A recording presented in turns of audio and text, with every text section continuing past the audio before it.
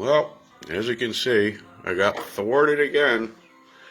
We got hit with a few inches of snow last night, and we're supposed to be getting 9 more. And the sucky part about that is that we're getting 9 more inches tonight, starting tonight.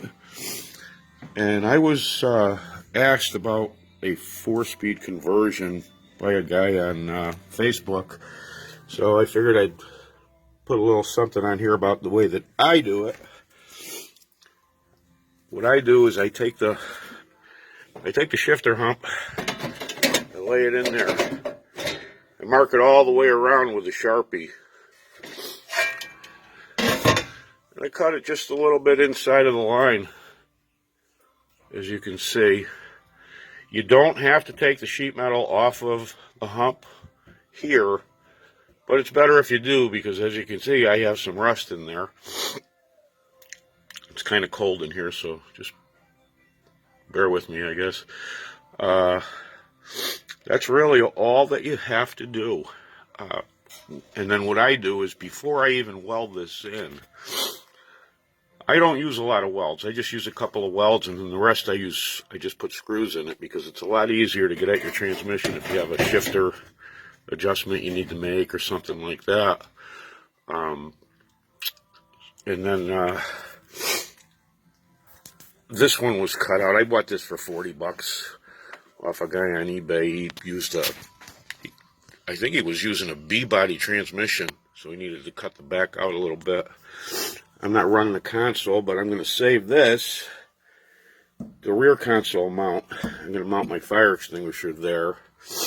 And it's kind of nice because you can see if you need any work to be done on the floor. Like, I got some rust here.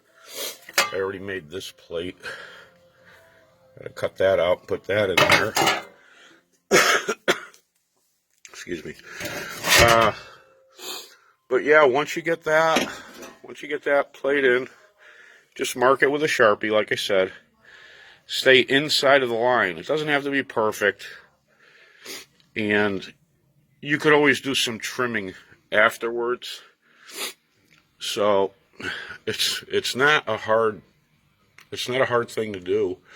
You just want to don't use a plasma cutter or a torch, because you don't want to cut through your frame here.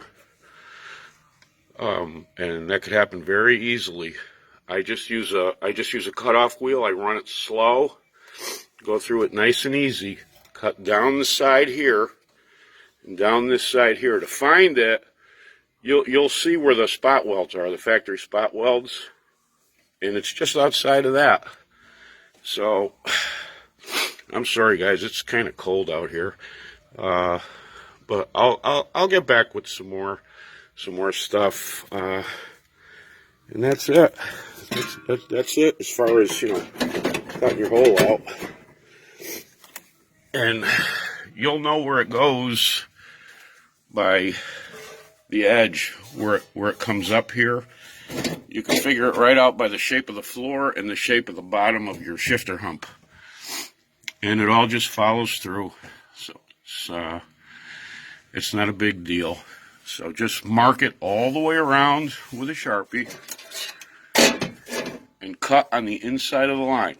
Don't cut your frame, your torsion bar support. You don't want to do that. And then you could always put the piece back on later. I left mine off because I got some rust in here. It's just surface rust. And I'm going to POR 15 it or put some kind of treatment on there. And that's it. So give it a shot, guys. Have fun. Thanks for watching.